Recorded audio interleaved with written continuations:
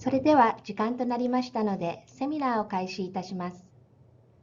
本日座長を務めますのは、九州大学アジアオセアニア研究教育機構研究推進コーディネーターの横田文彦准教授です。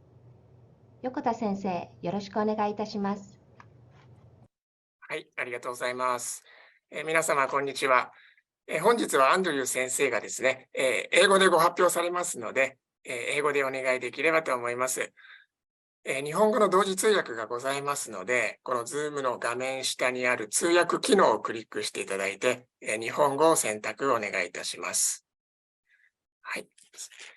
Hello everyone. Welcome to Brandback Seminar number 96 today. My name is Fumihiko Yokota. Please excuse me with my mask is on.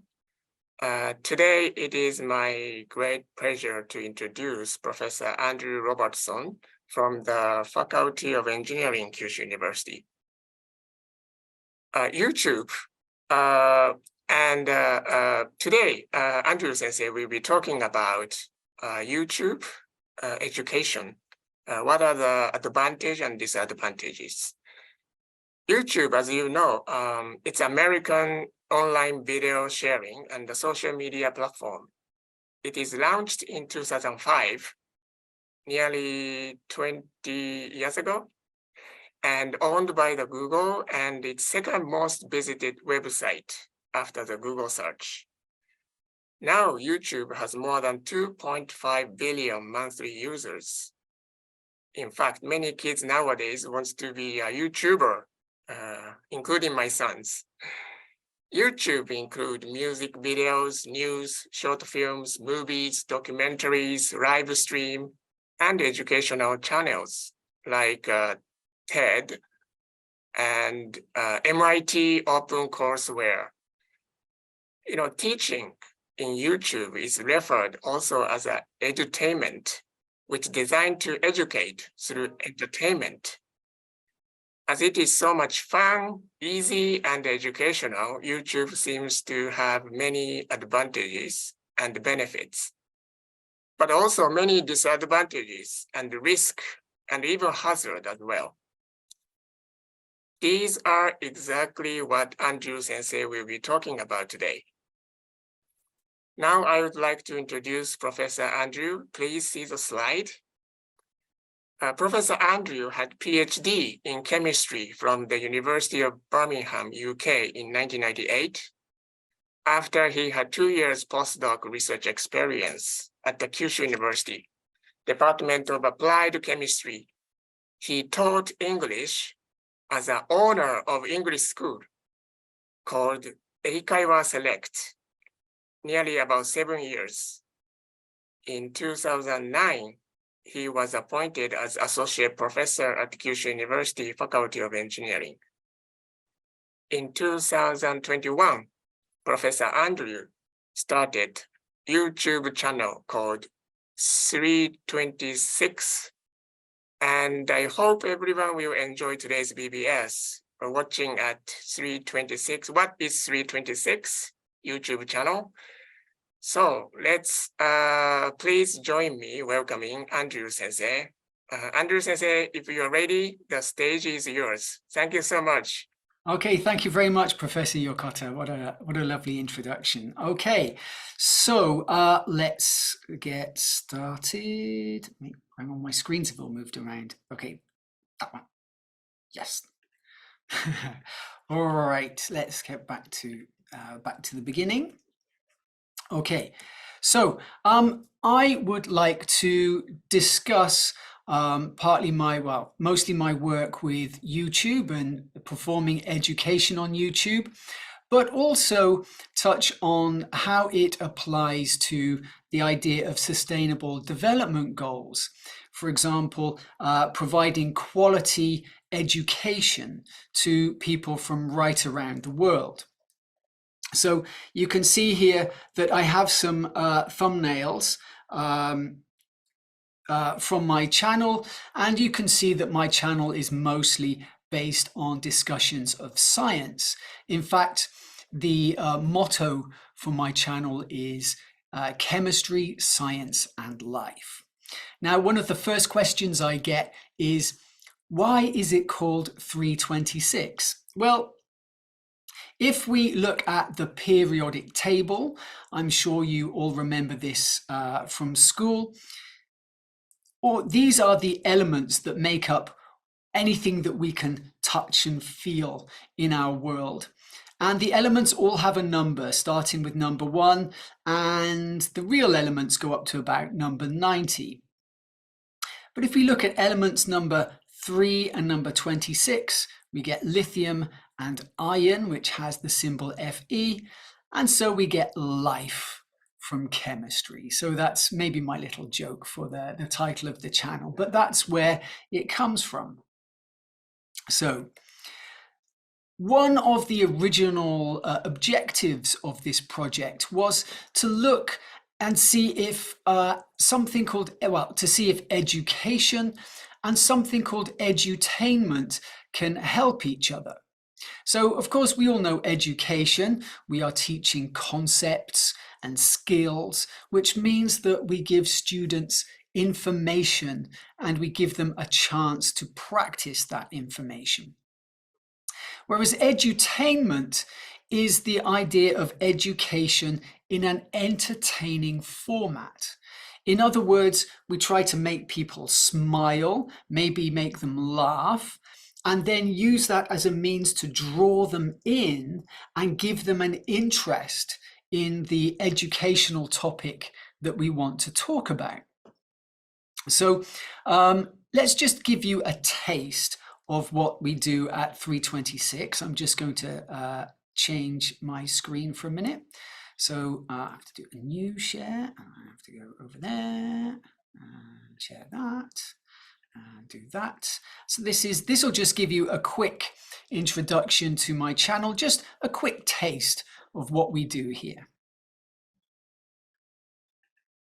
What is fire? What is a unit cell? This means that the planes contain when they're close back. What does this even mean? Loads of shocks from static electricity. What are crystals? And why are they so special? Oh, nothing. Get back to work.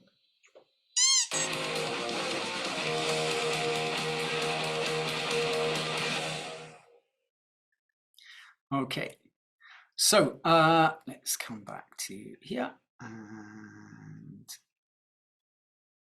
that one. Okay, so in that quick clip, you get the idea that we have some kind of deep chemistry concepts, but also a couple of funny sketches. And the idea of the channel was to see, can we connect these two things and use a discussion of, for example, moles in the laboratory, where we literally have a little mole working in a laboratory, to connect that to the idea of how chemists count atoms and molecules. So that was the original purpose of the project, but we are actually on the verge of expanding this project, and we'll talk about it in more detail later, because what we want to do is be able to reach out around the world and bring this level of education to countries from right across the globe. So here are a list of the over 30 countries that have watched 326 videos. This is according to data from YouTube. And I've grouped them here according to something called the Human Development Index. So that's a more methodical way to compare countries' standard of living, standard of education, equal rights, things like that. And of course, we're not surprised to see countries like United States and United Kingdom being high on this list, students from Japan watching these videos. But interestingly, we also get people from countries such as Indonesia, Vietnam, India, Pakistan, Kenya, and Bangladesh watching these videos too. And what's particularly interesting is that India which is ranked as low on the Human Development Index, is my third biggest audience. And Pakistan is coming in at 10th in terms of countries that are watching my videos. So it means that using YouTube, we can really reach into these countries and provide them with educational resources that maybe they can't access normally. So this is a huge opportunity for us. So I want to talk a bit about the pros and cons of YouTube. So in English, we have this phrase, the pros and cons. We usually stop there, but the title of my seminar is the pros and cons and more cons of teaching on YouTube. So let's have a look. Let's look at the advantages first. So one of the big advantages of YouTube is that you can start it with just a smartphone. You can start it as a very simple, cheap operation if that's what you want to do. You can upload any kind of video that you want to upload. You can just make something really simple where you're walking around a park and talking to a camera, or you can make something much more complex. Here we have a three-dimensional simulation of a crystal growing out of a chemical solution.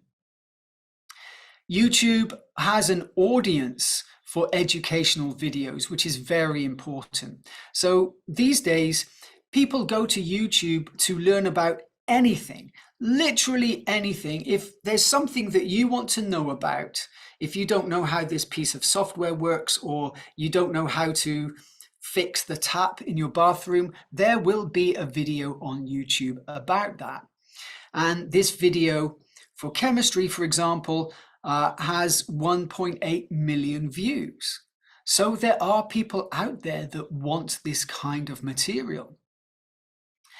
And then you can make videos of all kinds of lengths. You can have a short one like this one, which is just 1 minute, or this one, which for me is quite long at 40 minutes, or you can be 2 hours, 3 hours. I think the maximum is 5 hours. That's not likely to be an educational video. But there is so much flexibility here, and there is a huge audience.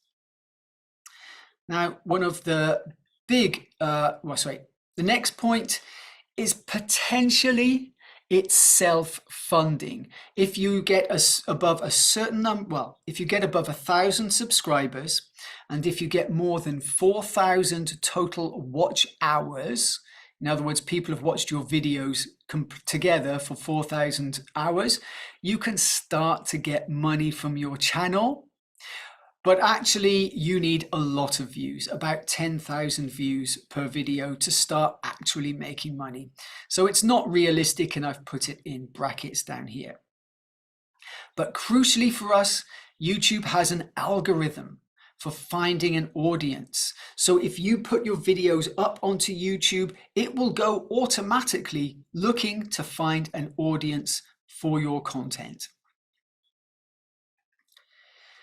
What are the cons? Well, what are the problems? Well, first of all, if you want to make a professional looking video, you are likely to need semi-professional equipment. So I've got a camera here, a decent camera, a good microphone, good lights. Putting those things together will likely cost you between 100 and 200,000 yen just to get started. So it's an expensive buy-in, an expensive setup.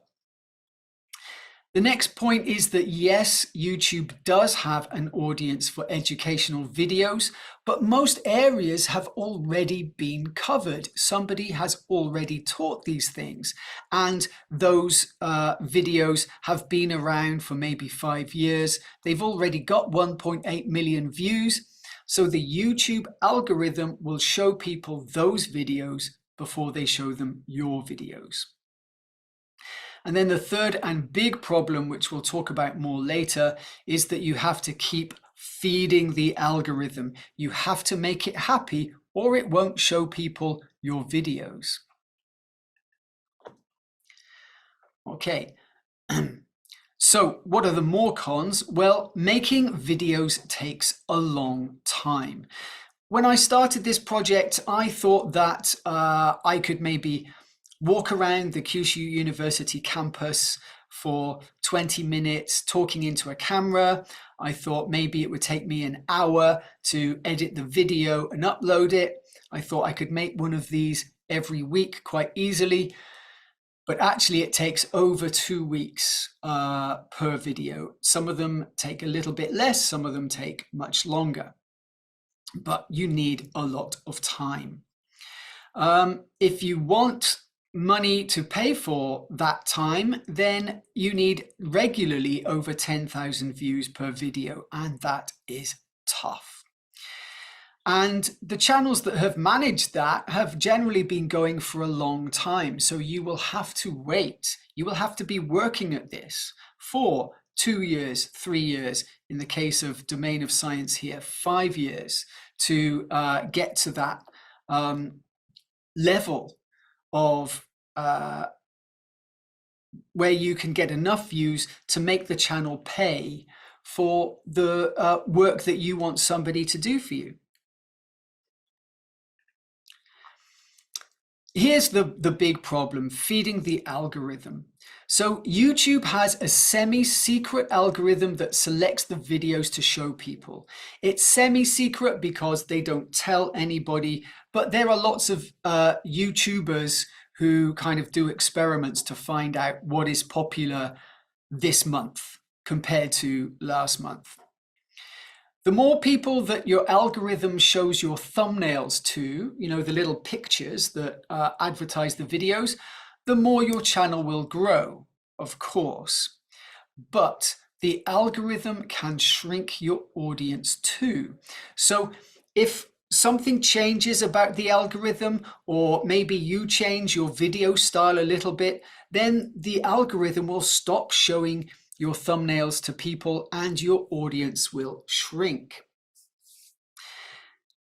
Here's our key requirements for growing a channel. The first thing is you need to have a defined audience.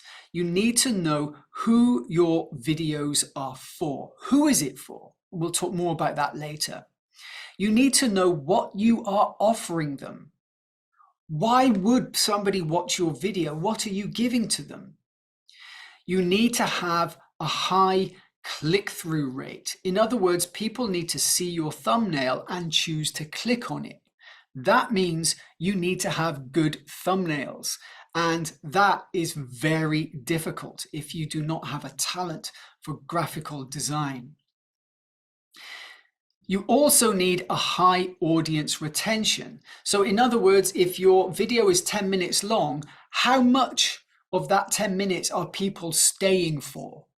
Do they click away very quickly, or do they hang around for the full 10 minutes? This is a very important number, and it is very difficult to keep people for 10 minutes, and it's very much an art, something you have to learn and practice. And here's our big one at the bottom. You need to be publishing frequently, no less than every 1 to 2 weeks. And I've told you my videos take over 2 weeks to produce. And this is a serious problem. A lot of creators are suffering stress and burnout from trying to produce content for the YouTube algorithm. So in short, hitting all of these requirements means a big commitment. You really need to be ready to work on it, to work on making the videos, on editing the videos, and writing the videos, making scripts, for example, for these videos. It is a lot of work for each video.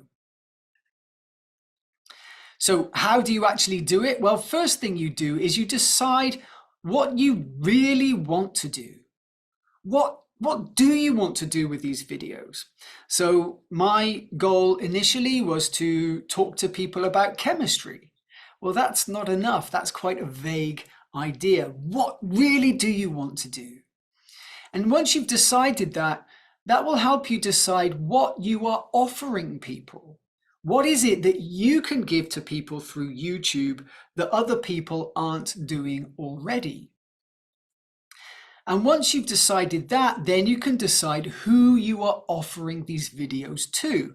Are we talking high school students? Are we talking the general public? Who are you offering these videos to is a very important question. Once you've decided that, you can decide what content to make. In other words, you can decide whether you want a simple walking around the park video, or you want to just do something simple on a desk, or whether you want complicated 3D animations. And that will help you decide how to make the videos. So that will help you decide, do you need a simple camera? Do you need complicated equipment? Do you need to be on the camera? Maybe you don't. Lots of people aren't even on the camera. And that will help you decide, is it worth the effort of getting started? Now, a couple of notes here. Videos for specific classes give you a guaranteed audience, but often the students don't watch them. So again, don't imagine they will all watch those videos before you get started. Here is a really useful channel, Channel Makers. If you decide to start a YouTube channel, I really recommend that you get started there. So how did I do it? I started with some simple videos, just started making videos, walking around, talking to the camera, learning how to use the camera and how to edit the videos. I picked a few throwaway topics, just things that were just really simple. I didn't need much preparation to talk about. I looked around at what other people were doing. This is a channel here called Science Asylum. I'll maybe talk about them again later. Found some channels that are doing something related to what I like and decided what did I like about them. And then I tried a few different style ideas, and I tried sitting at a desk, walking around a park, doing diagrams, animations, and eventually settled on a mix that works mostly for me. I'll just very quickly skim over these examples, but these science videos are very popular. They're very successful. They look simple, but they are not. So this one here, Path G, absolutely brilliant, but I can tell he has very expensive equipment. This video here, Welsh Labs, looks really simple, just diagrams on a table. He has a great video on how he makes his videos, and they are very complex. And then coming in at the end here, we have periodic table of the elements, brilliant chemistry channel, but there is a whole team working on this. This is the kind, these videos again look simple, but now that I've started making YouTube videos, I realized just how much work is going into them. So how did I solve these problems? I think I've skipped a slide there. All right then. So one of the things I realized I had to do was I had to form a team, and here are my team. They are wonderful. We have S. Hirampakorn from Thailand here. He does my 3D animations, just a genius at that kind of thing. We have Maria Sukianto from Indonesia here. She does my graphic design. She revolutionized my channel with her thumbnails. And over here, we have Purple Saptari, who gets on the end of my videos and polishes them up and makes them look super tidy. They're working as volunteers, and their work really makes such a huge difference to my channel. How is my channel doing? Well, I've got over 750 subscribers. I've got 1,000 watch hours, but I've still got a long way to go. So looking around at YouTube, people making content that's similar to mine have around 10,000 subscribers. So that's kind of the level I think I can expect, but I need to get out there and I need to be working, and it is not easy. But the next project from here is to take 326 truly international. This is something that I'm working on right now. So originally, my idea was that I would make subtitles for my videos, and then I would ask somebody to translate them, and I could, spread the videos around the world that way. But actually, making subtitles is really hard, as the people that have made subtitles for this seminar can tell you, I'm sure. It's really hard just to make subtitles in your own language, and then to have that translated is hard again. But I realized everything would be much better if we take me out of the video and put somebody from that country in the seat right here. And it means that a native speaking presenter will make everything easier to understand. It means that, their language is natural. It's much nicer to watch somebody speaking than it is to try and read subtitles on the bottom of a screen. But more importantly, and I think most importantly for the goals of this channel, it means that students, young people in those countries, people in India, in Pakistan, in Kenya, wherever, will see one of their own people, somebody like them, talking about science, talking about chemistry at this high level. And that really gives them a feeling that they can do it too. It gives them a role model, a chance for them to think, wow, okay, women from Indonesia can be talking about this complex, scientific concept. So right now I am recruiting students from right around the Kyushu University campus. If anybody knows of anybody out there that would be interested, please let me know. I'm also looking for Japanese presenters. And we really want to work to get these videos going right around the world and helping people, hopefully, from all kinds of backgrounds. So, well, that's me for today. I very much look forward to seeing you at 3:26 on YouTube in the near future, and I'm ready to and very happy to answer any questions anybody might have. Wow, Andrew Sensei, thank you so much for very informative and enjoyable presentations. Thank you. It made me want to watch 3:26 more. I already watched, but I will to watch more. So I would like to have questions from the audience. Already we have questions. So audience, please have put any questions or comment about Andrew Sensei's presentation, YouTube education. What do you think about YouTube education? Your comment, your questions are very welcome at the chat box. So I have many questions, but first I'd like to share the audience question. Mm-hmm. Thank you for your excellent lecture with plenty of eye-opening ideas. Do you have an idea to equip a dashboard for individual subscribers to cope with their needs? Right. Yeah, that would be an interesting idea. I think there's two problems.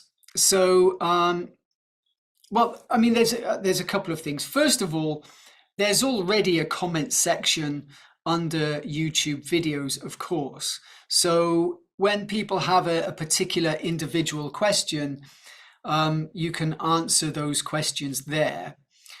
The second point is, I think there are many places which are perhaps better suited for helping individuals with those topics. For example, Reddit has a couple of really good chemistry communities. Substack. I'll tell you, I'll put them in here. So Reddit and Substack already have useful communities. So I'm not sure that a dashboard for individual subscribers is perhaps such a useful thing to implement, given that it will take a lot of work to set that up. But thank you for the question. Yeah. Okay. So while other questions are coming up, I would like to ask my question, Andrew Sensei. What do you think for the future for YouTube education, like you are doing now? Do you think it's going to be a new normal for university professor kind of doing YouTube, using YouTube as an education or research, or what do you view for the future course in YouTube education? Yeah, I don't think it will be the new normal. I did a lecture course during the pandemic for the lockdowns, and editing the videos was so much work. It was really, really tough. And even then, students preferred a Zoom lesson to watching a video. So I don't think it's likely. One person that made this work, I think I'm still screen sharing, aren't I? Yeah. A person that did make this work was this person here, Path G. So he has, I can't remember, several 100,000 subscribers now. And he started that way during the pandemic. But I think that's very unusual. I see. And you mentioned that you talked about also the international, global, huge audience. So do you have a specific audience for 326? Well, we're just starting. So the idea is that whoever we can recruit, we will go to their countries and see how that works. Our initial target is for just 3 countries, just to see what works, what doesn't work. And then hopefully if that works, then we can expand from there. 3 countries. To start with, yes. I see. Okay. So we have 2 more questions, Andrew Sensei. I heard that many influencers are working to manipulate the YouTube partner program. How does it affect for the individual education channel? Right. Okay. So to explain the partner program, that is how people make money from YouTube. So, and as we talked about feeding the algorithm before, there are ways to make a video so it's very successful on that algorithm, and that gets you more money.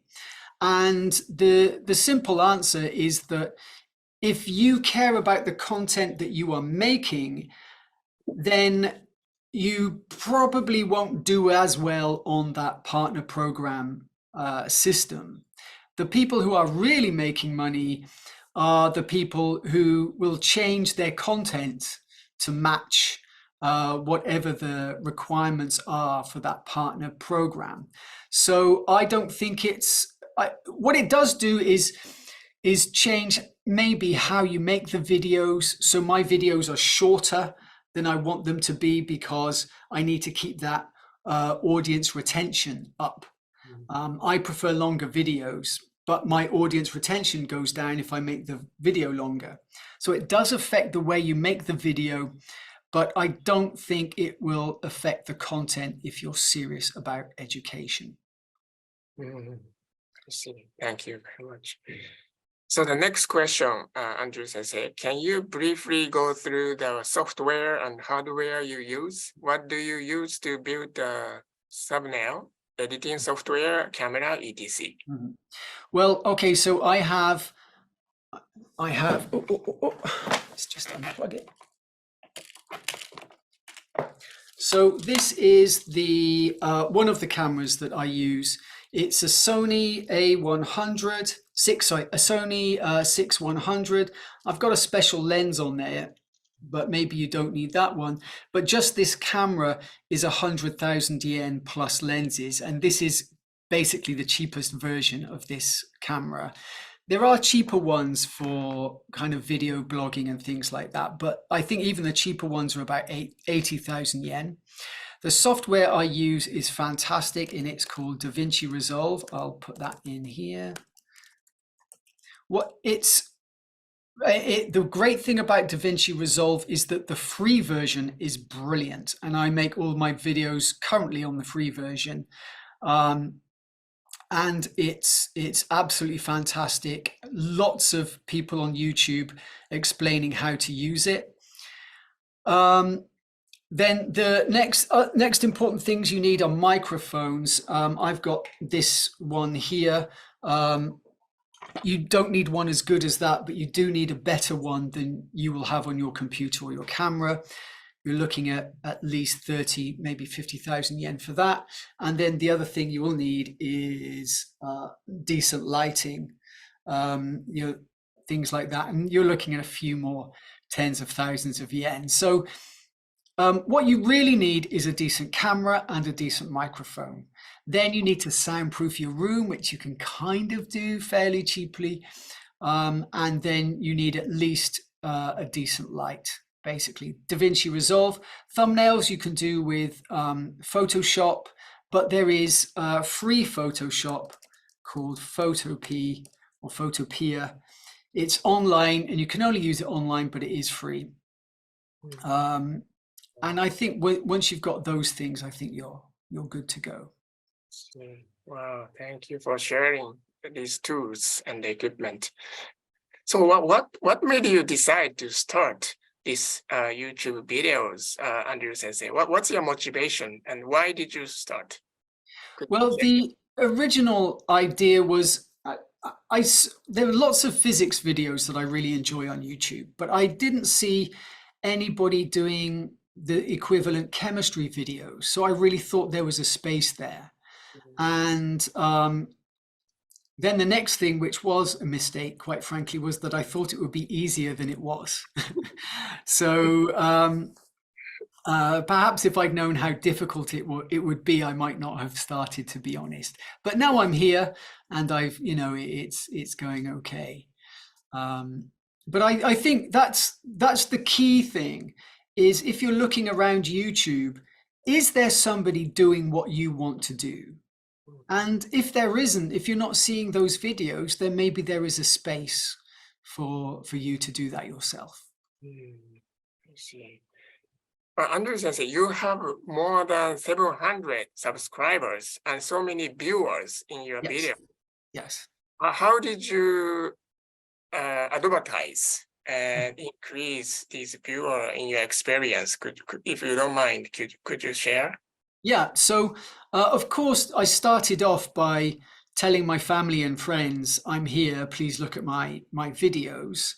But the first thing that really kicked us up a level was getting the better thumbnails from Maria Sukianto, as we saw, part of my team. She changed all of my thumbnails in one weekend, and that made a big difference.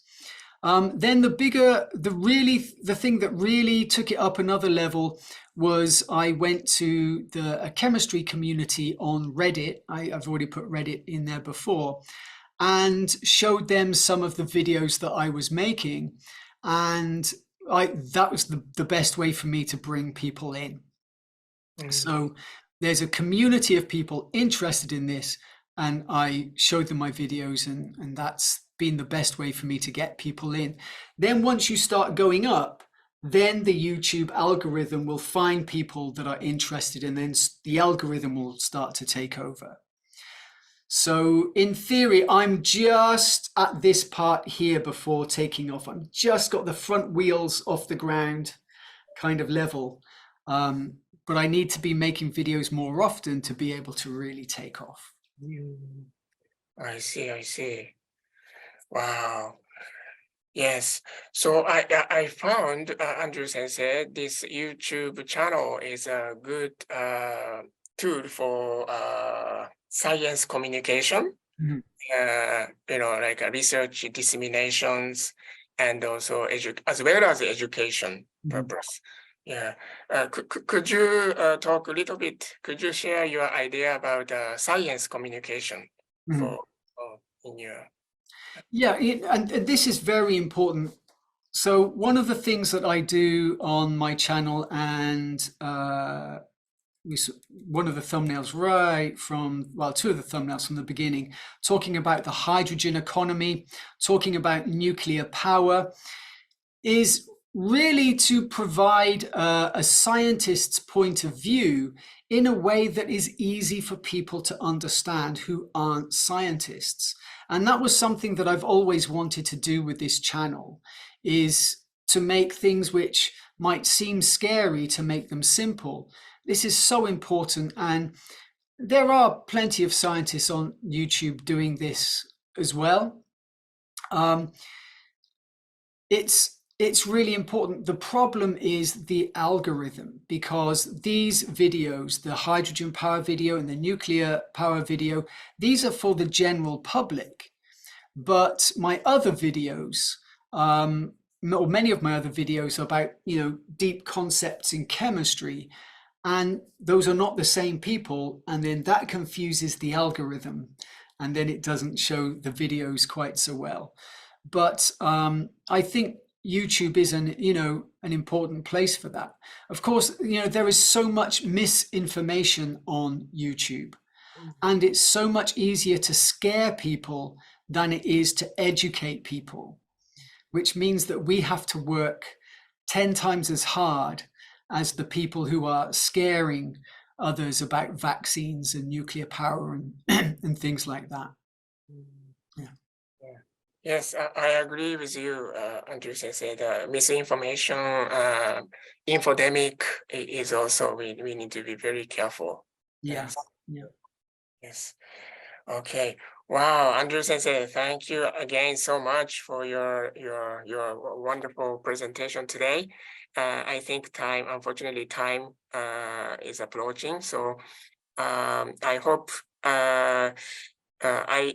I will follow your channels, and I wish you all the best. And I hope you come back for next year to update us how your channel growing. And thank you very much, Andy Sensei. Thank you very much for having me, and thank you everybody for watching. I really appreciate it. Thank you. Okay. So Isakawa-san, I will give it to you for the next week information.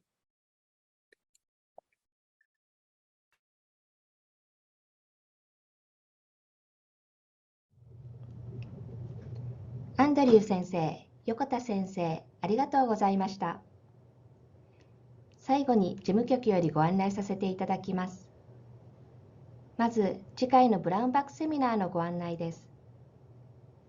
次回は来週5月31日水曜日12時10分より、九州大学経済学研究院の藤井秀道教授より、ESG 経営が企業財務パフォーマンスに与える影響についてと題し講演を実施いたします。詳細はホームページをご覧ください。